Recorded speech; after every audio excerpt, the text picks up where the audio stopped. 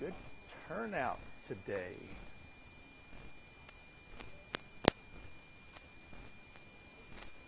Let me, first of all, let me thank those of you who were able to make it to the financial literacy presentation on Tuesday afternoon. There was a really good turnout. We had 91 people there, which I thought was just a really, really great turnout. It didn't go quite as well as we would have liked. I think well, I'll kind of get your feedback as we go through, but maybe parts of it ran a little bit too long. Maybe that's what I got from some of the students. But we're kind of working on getting those things ironed out. We're going to have another presentation, short presentation in November regarding how to not completely go broke Christmas shopping. Okay, so it's going to be 2 weeks before Thanksgiving, so 2 weeks before Black Friday, so it's pretty good timing. And we hope to have maybe one of those about every month or every other month until our big 3-day event, typically it's 3 days in April, where we have an event every afternoon for 3 days, and we have some really good giveaways. Well, last year we gave away a couple of $500 scholarships, gave away an iPad mini, a Roku 3, I mean some really, really good prizes just for showing up and learning something you should probably learn anyway, free, but we decided to give you something for that. The turnout was so good on Tuesday that all of the pizza that we had discussed that we were going to get to take home after, there was nothing left, okay? So if you didn't get there early, you didn't get any pizza. But that was really good. I've also posted on your videos the presentation that I gave in class on Tuesday regarding credit scores and credit reports. I've actually had a couple of students who have decided to look up their credit scores and their credit reports.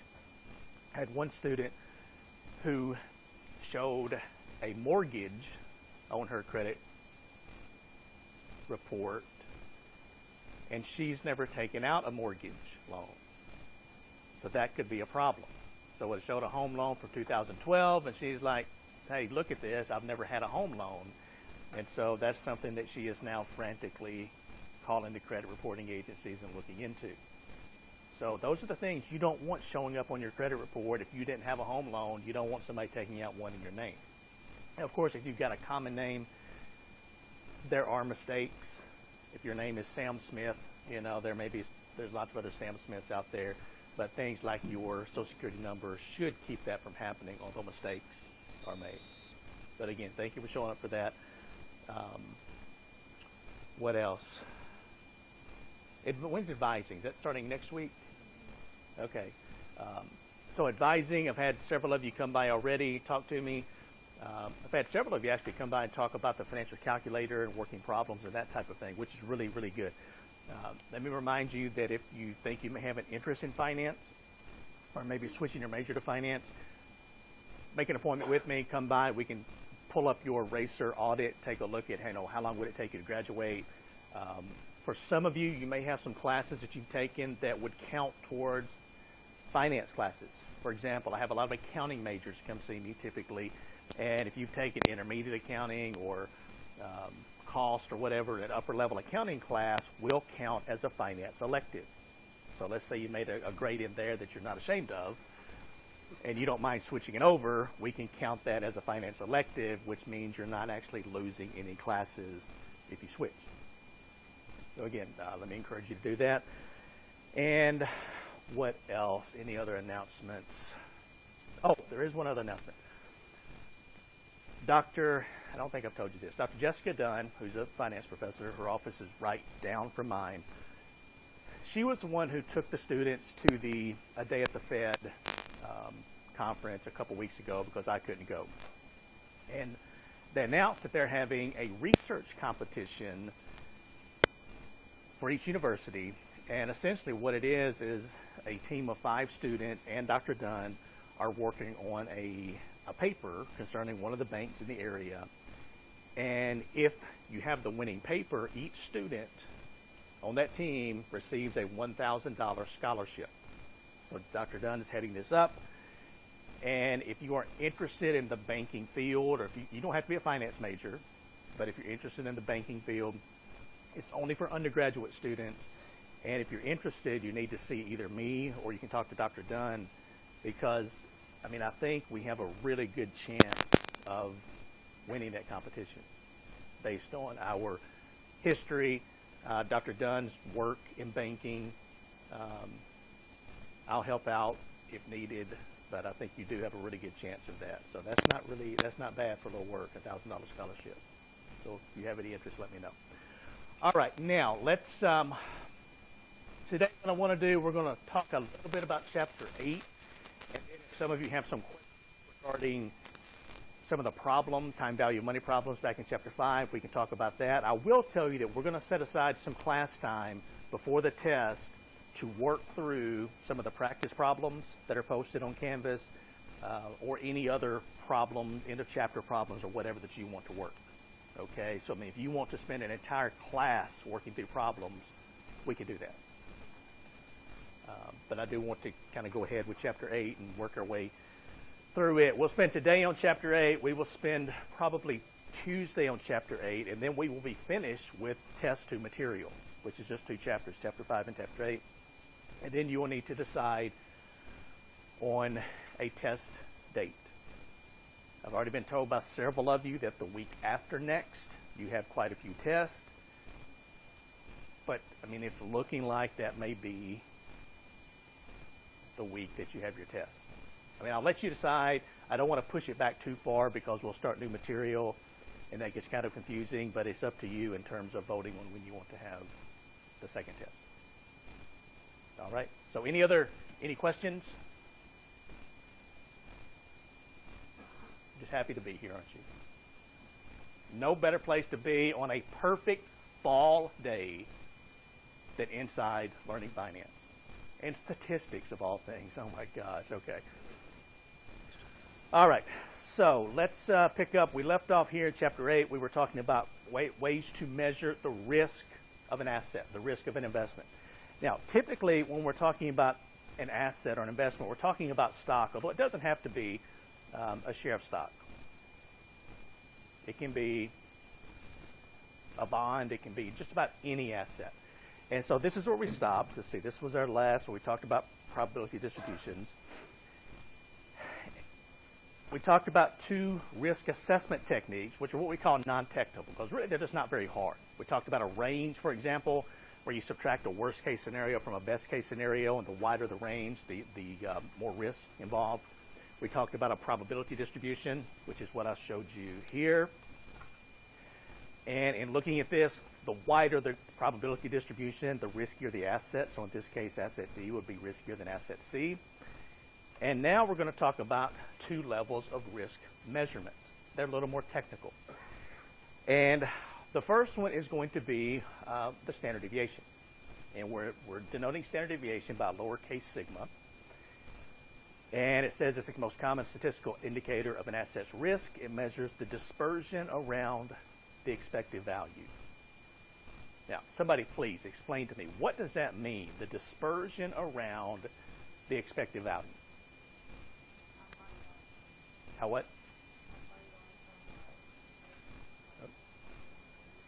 Okay, so how far you are from the expected value, or maybe the mean value, or the average. Okay, so that's essentially what the standard deviation measures, is how far from the average your returns deviate. That's the term standard deviation. Now, to calculate standard deviation, you first have to be able to calculate an expected return. And that's going to be denoted here by the R with the line over the top of it. I call this the R bar. Some people call it other things. But it's the average return that an investment is expected to produce over time. Now, this is the formula. And I realize that some of these formulas are pretty nasty looking, but actually they're really easy. Okay, so it's not like you're going to have 10 expected return calculations. You're not going to have 10 standard deviation calculations. If you understand how to calculate one and you can work through it, you're going to be fine on the test. So don't let this bother you too much. What this says is the expected return is equal to the summation of the return for an event times the probability of that return occurring. So that's all we're doing. We're multiplying 2 numbers together. and then we're going to add them all up when we're finished. Now, this is in your book. This is table 8.3 in your textbook, and we've got two assets here, asset A and asset B. You'll notice these are the same assets we've worked with previously on Tuesday, actually on last Thursday. But we have now a probability associated with these three outcomes. So this is our pessimistic, most likely, and optimistic outcome. Now we're saying there's a 25% chance of the pessimistic outcome, a 50% chance of most likely, and a 25% chance of the optimistic outcome. And these are the returns associated with this. So to calculate the expected return for this particular investment, what we're going to do is we're simply going to take the probability times the return, so 0.25 times. Now, let me point something out here. Your book has this as a decimal and has this in whole number form. I would suggest either making them both decimals and making this 0.13, 0.15, and 0.17, or making these whole numbers. The reason is it simply makes it easier to determine where to put your decimal when you're doing the math. So I'll show you that in just a minute when I work through an example. So 0.25 times 13%, the weighted value is 3.25, and we'll do the same thing for each one, which is what our formula tells us to do here, the return times the probability, and then we add them up. So the expected return for asset A is 15%, and the expected return for asset B is 15%. So really simple. Once we have the expected return, then we can plug that into our standard deviation formula. And again, it looks a little messy, but it's actually not once you work through a couple of these. What this says is the standard deviation, or sigma, is equal to the summation of the actual, well, the return minus the expected return squared times the probability of that return occurring. And so we're doing that for each of our possible probabilities. In our example, we have 3 different possibilities. And notice all of this is under the radical. And the way we measure standard deviation is the higher the standard deviation, the higher the risk of an asset. So you need to know that for the test, okay? The higher the standard deviation, the higher the risk. Now, I'll show you how your book does this, and then I'll work through an example of this here in class so you can see just how easy this is. The hardest thing about this really is just not making a mistake putting it together. Once you do that, it's really simple. All right, now this is in your book. This is how they calculate standard deviation. Table 8.4. And in my opinion, what they're doing here, they're breaking it down into very tiny steps. And I think it's actually a little more confusing to me than it is helpful. So I'll work through I'll show you the same thing, but instead of doing it like this, I'll just work through the formula. So what they're doing, they've got for asset A, we've got the returns, so the 13, 15, and 17. The expected return, which we just calculated, would be 15%. This is the return. Now, this is part of the formula. This is your formula here. Return minus the expected return. And then they square this number. This is the probability, and this is the return minus the expected return squared times the probability. So they just go through this step by mini step by mini step by mini step. And they come up with a standard deviation of 1.41%. So this is one way you can do it. Another way is you can set it up like this. So this is following the formula. Now, again, if you go back and take a look at your numbers here, these are the numbers we're using. These returns and these probabilities and the expected return that we just calculated. So here, this is following the formula. The return of 13% minus the expected return of 15% squared times the 25% probability plus the next return, 15, minus the expected return of 15 times the probability of 50%, or squared times the probability of 50%, plus the third possibility, 17% minus the expected return of 15% squared times the probability of 25%. All of this is under the radical. So if we start working through this, your order of calculation is really important here. So if we take 13 minus 0.13 minus 0.15 squared times 0.25. That's going to give us 0.0001. This is 0. This is 0.0001, all under the radical. So this plus this gives us 0.0002. If we take the square root of this, it's 0.0141, which means the standard deviation of asset A is 1.41%. And I'll show you in a minute why that number is important. Okay, this is typically where we would stop. And it's just like, okay, the standard deviation is 1.41%, so what? Now, I want to show you how we can actually use this to help us when it comes to investing. Is everybody following this somewhat of where these numbers are coming from? I know it's hard to show this and this. We can't show them on the same screen. But is everybody following this somewhat? All right. Then let's see if you are. What I want you to do is take just a very few minutes, and you can help each other out with this, but I want you to calculate well, you've already got the expected return calculated. It's here, 15%. Calculate the standard deviation for asset B using these probabilities and these returns, and then this is your expected return, which is already calculated. Okay, so you're going to follow this formula. So whichever of these you need up here, just let me know and I can switch back and forth. So this is for asset B, the standard deviation for asset B. And if you want to, you can go ahead and go through the expected return calculations also. So which of these do you need showing? Is this what you need? The numbers? Okay. So again, take just a minute, work through this, and then I'll go through, work through it to make sure that you understand it.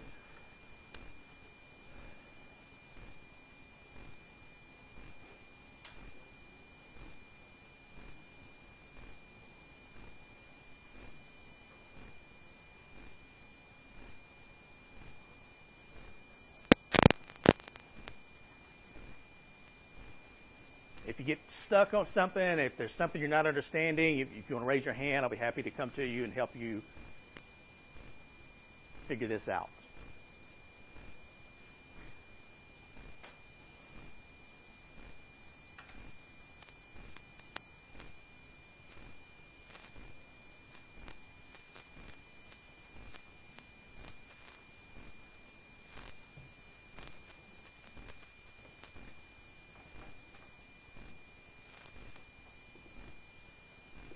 Jeep yet, have you? You haven't bought a Jeep yet, have you? Okay.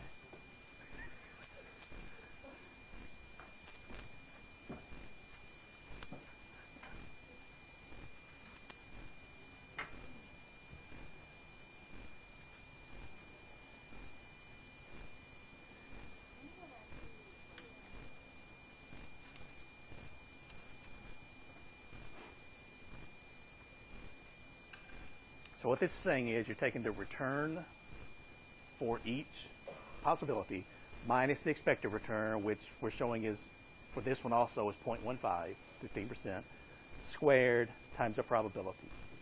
So all of this is one calculation. And then you just add your plus sign, and you do the same thing for the second possible outcome, and then the third possible outcome. So this has three possible outcomes. You would actually have three of these calculations, with the expected return of 0.15 being the same for each one. So this R bar here is going to be the same for each of your three calculations.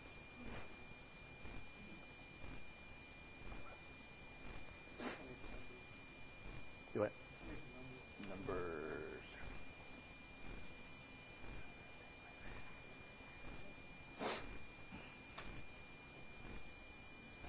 If anybody needs a calculator, I've got some calculators you can borrow up here.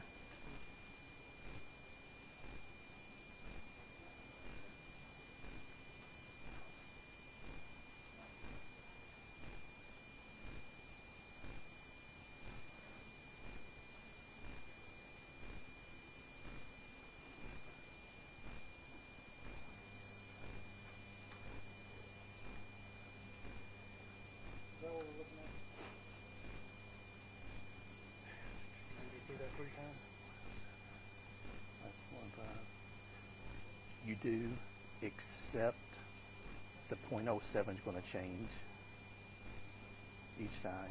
And Yeah, we just do it 3 times for the 15 or the 23. Yep, that's exactly right. Yeah. And then just add them all up. No, Well, yeah, add you 'em would. up and then root 'em. You'd add them up first, and then they're under the radical. So you'd add this up by itself, Yeah, and then you do the same thing. So it would be 3 times. 0.15 minus 0.1 would be 0, and then it'd be 0.23 minus 0.15 squared times 0.25. Yeah, so just 3 times, and then take the square root of when you add 3 up. When I get the, I add all 3 of them together once I get them, and then root. And then take square root.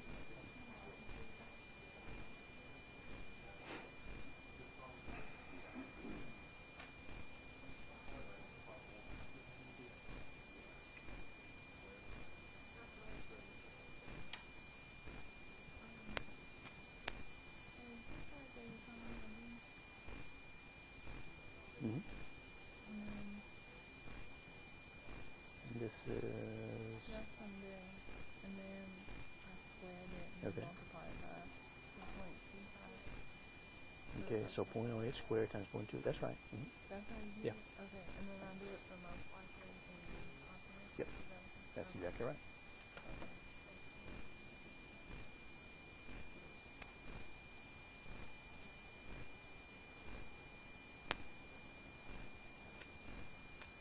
If you're not finished taking your mug back, you don't deserve to have that mug if you're not finished. I'm trying.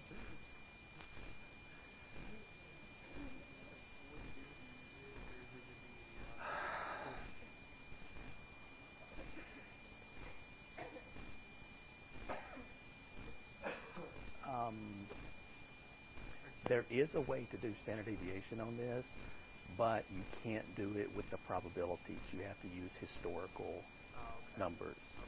Okay, so it's easier to do it on that one, or just do it longhand, like I'm going to show you, just on one of those.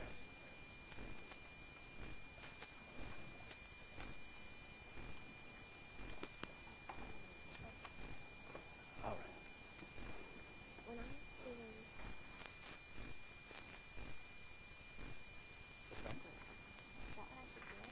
Negative 0.08 squared times 5. So let me see here. So that's for the first one? Yeah. No, that's, okay. So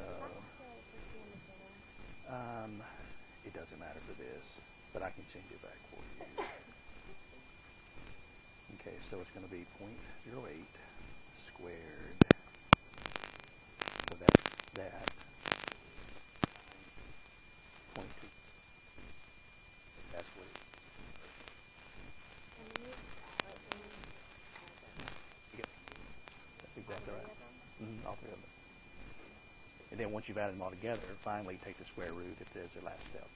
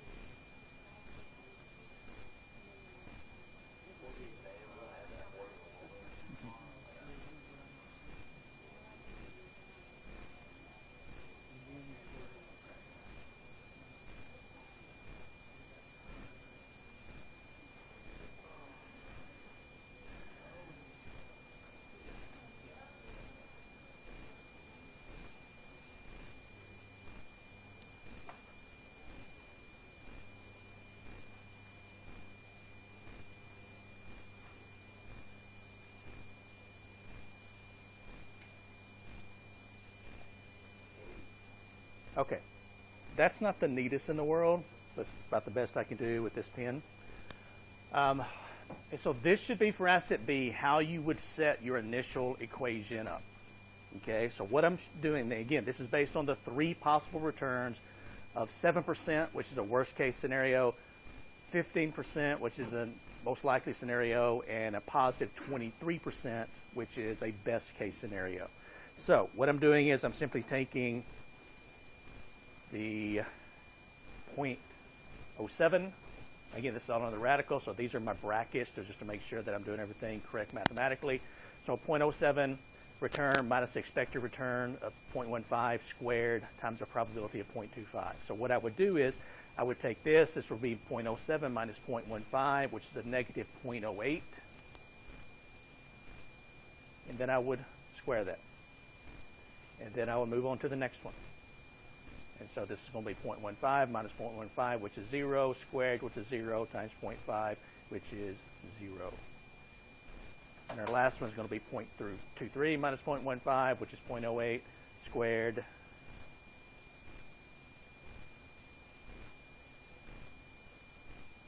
And we're going to take, once we do this, then we're going to multiply this by 0.25, this by 0.25, and so this is 0.0016,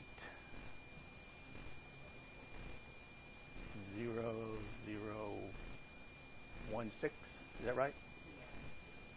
Plus 0 plus 0.0016. Again, all of these are under the radical. I'm just not worried about drawing them. And so this would equal 0.0032 under the radical. And if you take the square root of this, it equals, I have no idea, what does it equal? 0.0567? Okay, so we'll say 0.0565 or 5.65% equals the standard deviation for asset B. And that was, we can compare that to the 1.41%, which was the standard deviation for asset A. So we've got 2 potential stocks to invest in, or 2 potential investments. One has a standard deviation of 5.65%. The other has a standard deviation of 1.41%. So we can say that based on just this information, asset A is less risky than asset B because it has a smaller standard deviation. So is everybody, take a look at these numbers and just make sure you understand where they're coming from. And once there's a couple of practice questions in the back of Chapter 8, if you look at the suggested practice questions on your Canvas page, there's a couple. Once you work through a couple of these, you're going to be an expert at standard deviation. Now, the reason that we do this in this class like this, typically you would simply have an Excel spreadsheet and it would take you 10 seconds to calculate standard deviation. Okay? But the reason that I do it this way in here is because I want you to know when you're in Excel and you're entering that information, I want you to understand what is going into that calculation. So when you come up with a standard deviation of 1.41% or 5.65%, that you understand that that is showing you that that is the deviation from the expected return of 15%. So we could have 1 standard deviation, 2 standard deviations, or 3 standard deviations from the expected return. And in your stat class, you probably talked about that, and there were percentages or probabilities associated with the return falling within plus or minus 1 standard deviation, plus or minus 2, and plus or minus 3. And it probably looked something like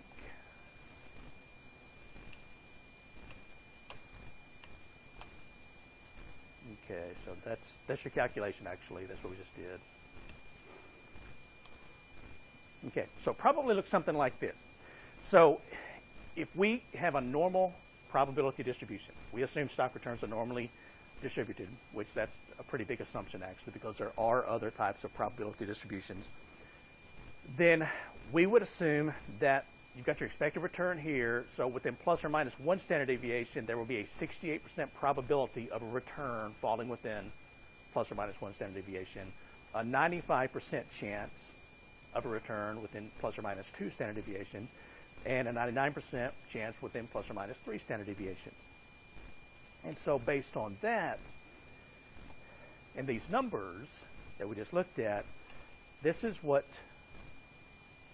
we could, let's see, let me go back here. Okay. So using the information that we just calculated, and I'm going to go back to asset, I'm going to go back to this one, okay? Asset A with the 1.41% standard deviation. So if we go to, okay, so here, within 68% chance.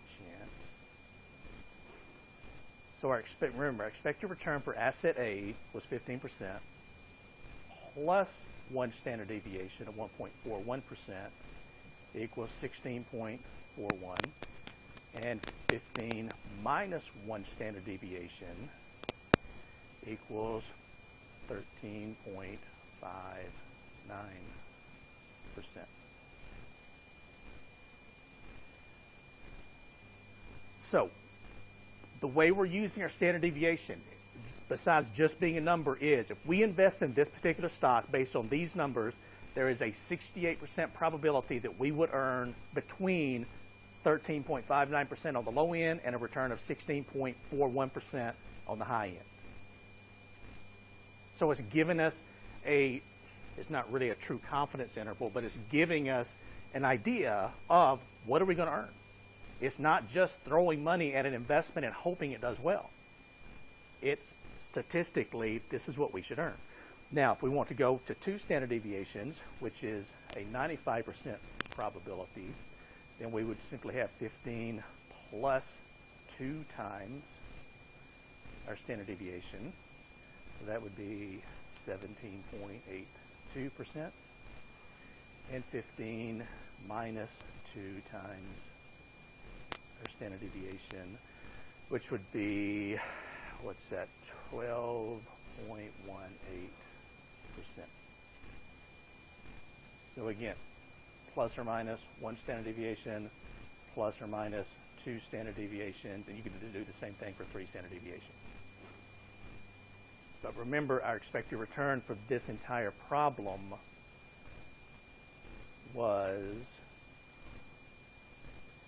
0.15, and the standard deviation was 1.41. So is this making some sense here in terms of how to use this number for practical purposes instead of just coming up with a number and saying this is a standard deviation and being done with it? Yes?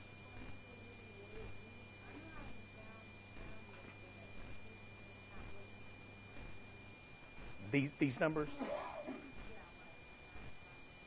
Okay, so what this is saying is based on a normal probability distribution that there's a 95% chance that if you invest in this stock with an expected return of 15%, there's a 95% chance you're going to earn between 12.18% and 17.82%.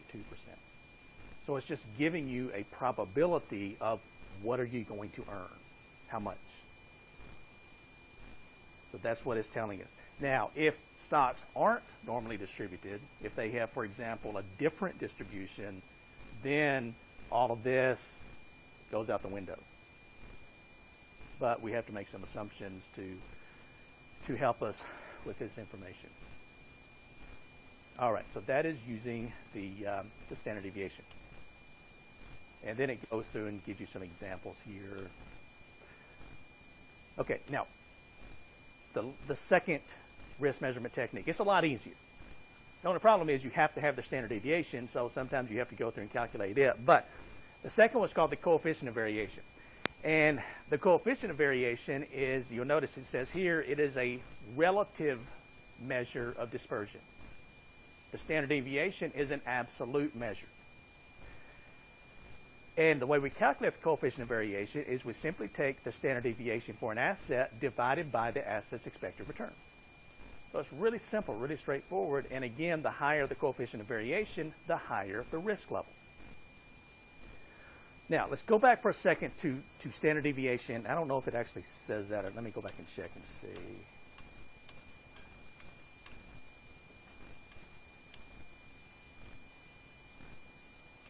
No, it doesn't. Okay. Be sure to have down somewhere in your notes that the standard deviation is useful for comparing the risk of assets with the same expected returns.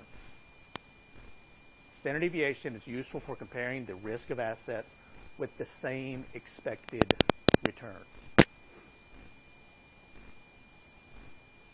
So if two assets, such as the ones we use in our example, asset A and asset B, both had an expected return of 15%, then we could use the standard deviation as a risk measure.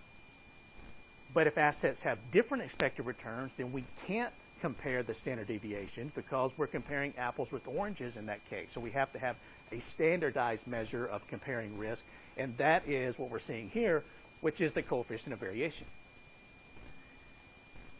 So we're simply going to take the standard deviation divided by the expected return, and you need to know that this is useful for comparing the risk of assets, as it says here, with different expected returns.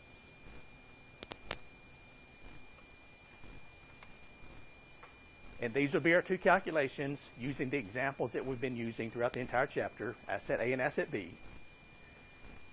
Notice this was the standard deviation for asset A divided by the expected return for asset A. So this is the coefficient of variation, 0.0904, or 0.094. And for asset B, the coefficient of variation is 0.377. And again, the larger the number, the more risk associated with that particular asset. So we would say, in this case, asset B is riskier than asset A. Now, I do want to point out one thing to you. And remember that when we talked about standard deviation and we went through the examples where we could simply add the standard deviation or subtract it from the expected return to come up with a confidence interval. Okay, that's because the standard deviation was an absolute measure of risk. But what we're doing with this is, notice we're taking the standard deviation and we're dividing it by the expected return. So we can't say that this is 0.094%. What this is telling us, and really this is more than you actually need to know for this class, but I do want to explain kind of how this works. What this says is that asset A has 0.094 units of risk per unit of return, whereas asset B has 0.377 units of risk per unit of return, and typically a unit of return is 1 percentage point. So this is saying that for every percentage point of return that you expect to earn, you're taking more risk with asset B than you are asset A. Now, I'm not going to ask you that on the test, okay? I just want you to know how to calculate coefficient of variation. But I just wanted to kind of explain to you, you can't add this to the 15% or subtract it from the 15% like we did with the standard deviation because it's not the same unit. It's measured in different units. Are you thoroughly confused now? I realize that was a little deeper than I probably should have gone with that, but. All right, and then when it comes to risk of a portfolio, we said a portfolio is simply a collection of investments or a collection of assets.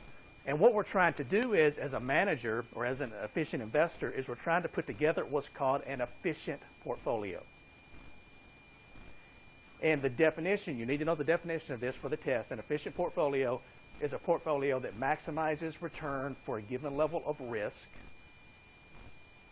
or minimizes risk for a given level of return. Now, what that is saying in simple terms is we want to put together a collection of investments that will give us the most return for the smallest amount of risk, because that is the most efficient use of our investment. I mean, why would we, for example, why would we want to invest in, let's say, 5 different assets? That's our portfolio. And if those 5 assets of, let's say, a standard deviation of 5%. Well, if I'm going to take a 5% risk level, I want to have the highest return possible for taking that amount of risk. Just like with you, you know, it's different, but it's kind of similar to you studying. If you're putting in time studying for a test, don't you want to make the highest grade possible when you put in that amount of time? So that's what it's saying here. It's saying based on the amount of risk that we're taking, we want to maximize our return. Or if we have a set return, for example, if you have a set test score, if you want, I know some students study towards numbers. So let's say you want to make a 92 on the test. Well, you want to study the least amount possible to still make a 92. Why study for 10 hours and make a 92 if you can study for 2 hours and make a 92? That's the same thing here. It's saying if we want to, we know how much return we want to minimize the risk that we're going to take to still attain that specific return. So you need to know the definition of an efficient portfolio. And then this is just a fairly straightforward example of calculating the return of a portfolio. It's simply a weighted average. So what this says is the return of a portfolio is equal to the percentage weight of asset 1 times the return of asset 1 plus the percentage weight of asset 2 times the return of asset 2, and you just do this for as many assets as you have in your portfolio. So again, really simple, really straightforward. You're given this formula on the test, and I can show you an example of this here. And I just made these numbers up, but this is a 3-stock portfolio. You have shares of Ford, Facebook, and Apple Computer. You have $20,000 worth of Ford, $30,000 worth of Facebook, and $50,000 worth of Apple for a total portfolio value of $100,000. Now, sometimes you're given the weights, the percentage weights, the W's that are here. These are the W's, weight 1, weight 2, and weight 3. Sometimes you have to calculate it. If you have to calculate it, you simply take the dollar value divided by the total portfolio value. So this is 20,000 divided by 100,000 equals 0.20. 30,000 divided by 100,000, 0.3. And 50,000 divided by 100,000 equals 0.5 or 50%. And then these numbers, I just made these up. These have to be given to you, the returns.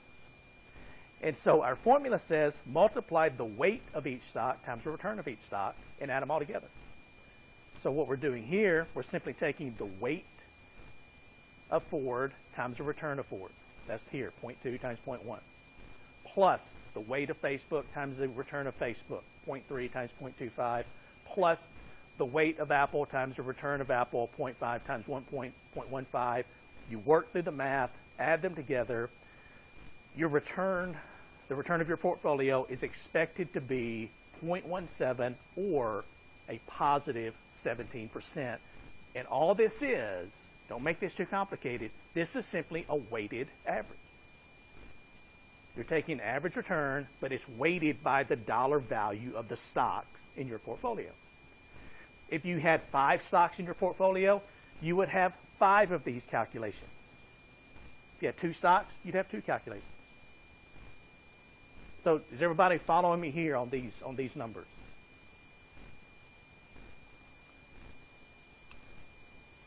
All right. Let's see, where are we here?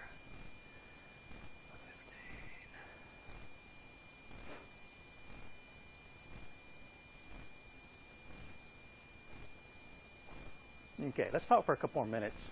Now I'll let you out of here early, but let's talk about a couple more things here. While I've got you held captive, we might as well talk a little bit more about statistics, not much more. But we're changing direction somewhat. There are no calculations here, but I want you to understand the process of correlation. You probably talked about correlation in your stat class, and it says here correlation is a measure of the relationship between 2 series of numbers. So you can have positive correlation, which means that the numbers move in the same direction, or you can have opposite or negative correlation, which means they move in the opposite direction. Now, the problem is with just saying that two series of numbers move together or in opposite directions, you don't know the strength in which they move together or in opposite directions. So we can calculate something. We're not going to do that in here. It's simply given to you. But we could calculate something called a correlation coefficient. And it's going to range from a negative 1 to a positive 1.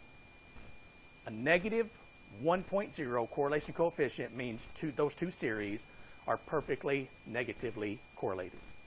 They move in the exact opposite direction at the exact same speed. And if they have a correlation coefficient of positive 1, it means they're perfectly negatively correlated, or excuse me, perfectly positively correlated, and they move together at the exact same speed. Now, when it comes to stocks, stocks are not going to be perfectly negatively correlated or perfectly positively correlated. They're going to fall somewhere in between. And normally, most stocks tend to move together. So that's why if you take a look at the business news at the end of a trading day, you're going to see that if one stock was up for the day, a lot of times most stocks increased in value that day. Or if one stock was down for the day, other stocks were down for the day. So there's sort of a herd mentality in that stocks tend to move in the same direction. As a matter of fact, most stocks have a positive correlation coefficient of about depending on what study you look at, 0.6, 0.65, which means they move together for the most part. It's very hard to find negatively correlated stocks. But when we're looking at this, and this shows you an example, and this is in your book, this shows you perfect positive correlation. So you've got two stocks here. And notice over time, when one is increasing, the other's increasing. When one's decreasing, the other's decreasing. Perfect negative correlation is the opposite. When one's going down in value, the other's going up in value. Now, based on that, we can use the concept of diversification to reduce the risk of our portfolio. Now, when we talk about diversification, there's a saying that has something to do with eggs and a basket. You may know the saying I'm talking about. You probably heard it lots of times in your lifetime. What is it? Don't put all of your eggs in one basket. All right, now here's the question of the day. Why can't I put all of my eggs in one basket? Why not? Well, here's another question.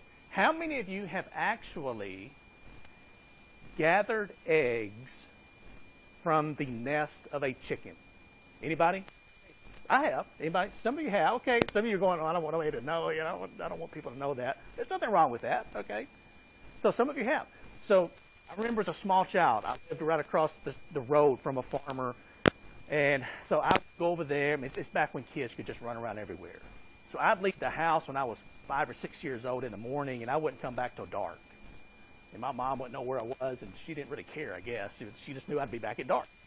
And so I'd visit the neighbors. So I'd go over to the neighbor's house, and they had a chicken coop, and we'd go out in the mornings, and we'd gather eggs. So you'd go, and you know, of course, I'm a little guy, and so you're reaching up into the different levels of nests. And now what you don't want to do is reach up in there blind and grab a chicken snake instead of an egg, which sometimes happens. But you get the eggs, you have them in a bowl, or I never actually carried them in a basket, but some kind of container, and you walk back to the house. Now, if they're all in one basket and you trip and fall, guess what? You're not having eggs for breakfast. So that simple saying simply says, if you divide your eggs, or in this case, your assets, and you don't have all of your money invested in one asset, you're going to be better off than if you do have everything invested in one stock or one particular type of investment. Now, in finance, what we're trying to do is we're trying to reduce the risk of a portfolio by reducing the correlation among the assets. Okay, so we're getting away from eggs. We're moving now into stocks or other types of assets. And it says here, if we combine assets with low correlation, so either low positive or preferably negative correlation, it's going to help us to improve the overall performance of our portfolio. And it also says here that uncorrelated assets are simply two series of numbers or two assets that have basically no kind of relationship whatsoever. One's moving up and down, the other's moving kind of up and down. There's no relationship whatsoever. What we're trying to do through the knowledge of correlation and the knowledge of diversification is we're trying to do something like this. Now, sometimes I try to draw, if I'm on a blackboard, I can draw these fairly well. With this crazy contraption, you don't want me to do that, so this is in your book. But let me explain what's happening here. Let's say that you have money to invest. I don't care how much it is, $100 or $100,000, and you put all of your money in asset F. This is our percentage return. This is our time, and then this is our expected return, the R bar. So we expect to earn this horizontal line, whatever this is. Let's say it's 8%. The first year that we invest, we expected to earn, we said this was 8%, but we didn't. We earned this much. We earned more than we expected. Now, that's a good thing. We're a really happy investor because we earned more than we expected, but the difference between what we earned and what we expected to earn is called what? First definition we talked about in this chapter.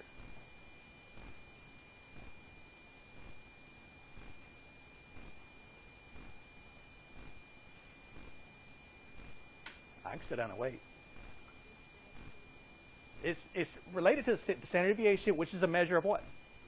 Risk. Okay. So the difference between what we thought we were going to earn and what we actually earned is called risk. So this here, this difference is risk. Now, the second year we expected to earn whatever, 8%. We earned less than 8%. And the difference is called risk. Now, we could put all of our money in just asset G. And you notice asset G, the first year we earned less than we thought we would, and the second year we earned more. You'll notice these two, very conveniently, because it's a textbook, are moving in the exact opposite direction. They're perfectly negatively correlated. So what if we have the idea of taking half of our money and putting it in F, and half of our money and putting it in G? What's going to happen to our investment? Well, what you'll notice is that the expected return for our portfolio, as compared to the single stocks, it doesn't change. It doesn't get worse, doesn't go down, it's the same thing. But look what happens to the risk level. The difference between the yellow or the orange or gold line, whatever color that is, and the black. Actually, to be perfectly technically correct, this yellow line should actually run right with the black line. There's a little difference just to show you and make you aware of the difference. So what we can do is, by investing in asset F and G instead of each by themselves, is we can basically do away with the risk, but still have the same expected return. And that goes back to our definition of efficient portfolio. We're taking the same risk, or we're taking less risk, but we have the same expected return. Everybody follow me here? Let me give you an example I'll use in honor of the baseball playoffs. There's a wasp there, by the way. I'll use a baseball example. What you're seeing here, asset F and asset G, these are home run hitters. We would love, with our investments, with our portfolio, to hit a home run every single year. Have those big returns, 10% positive return, 20, 30. That's great. The problem is you can't do that. It's been proven historically investors cannot hit home runs every single year. And it's those non-home run years. Home run hitters also do what a lot? They strike out a lot. It's those strikeout years that really hurt the value of your portfolio. And let me show you an example using some numbers here really quickly. If you have, for example, I'll just use some really simple numbers. Let's say you start out with $100 to invest. And you invest your money in one stock. And the first year, you lose 50% of the value of your stock. So we have a negative 50% return. You now have $50 in your portfolio. What return are you going to have to get back just to where you started? And it doesn't include any type of positive return on your original investment. What percentage return are you going to have to get back to $100?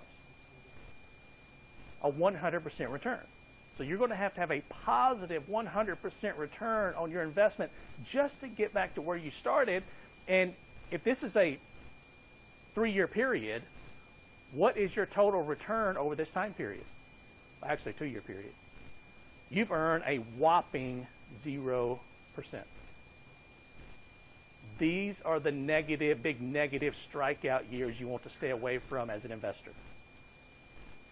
So what this is telling us is, if we go back and take a look at our example here, this is showing us that as an investor, we don't really want to be a home run hitter. I mean, it's great if we have a home run here every once in a while. We want to be a singles hitter in baseball terminology. We just want those nice, steady, positive 6% years, 8% returns, 9% per year, sometimes maybe a 12 or 15, maybe an occasional negative 2 or 3%. You want to stay away from those negative 25, 30, 35%, 40% years, because that really hurts your return, and it takes a long time to recover from that. And that's how correlation, efficient portfolios, and diversification, that's how all that fits together in terms of helping you to invest your money. And so as an investor, if you choose something like a mutual fund, which lets you invest in lots of different stocks, then that helps you take advantage of the concept of diversification without having to have a lot of money yourself to invest. But let me give you one quick word of warning when it comes to mutual funds. Just because you invest your money in a mutual fund doesn't mean you're adequately diversified, because sometimes you have mutual funds that invest all in one sector. For example, you may have a technology mutual fund. They invest in all technology-related stocks. So if you have all of your money invested in a technology mutual fund, you're not well diversified, because normally if one technology stock goes down, they all go down. If one goes up, they all go up. So you need to be careful, even investing in mutual funds. What type of mutual funds are you investing in? All right. Questions about Chapter 8 to this point? Is it okay if we wait and work on some of those problems? Because what I want to do is I want to try to just hit it all at one time instead of breaking it up. Okay? All right, then. Everybody have a great weekend. Let's be thinking about the test. We'll finish the material on Tuesday. Do you want to vote today on the test date, or you want to wait? We'll finish Chapter 8 on Tuesday. We can vote to have the test date. We'll probably finish the test material Tuesday. We'll spend Thursday reviewing next week. And then it's up to you after that when to have the test. So would you want to wait until Tuesday to vote on the test? Yes? Okay. All right. Everybody have a good weekend. Be safe, and I will see you back here on Tuesday.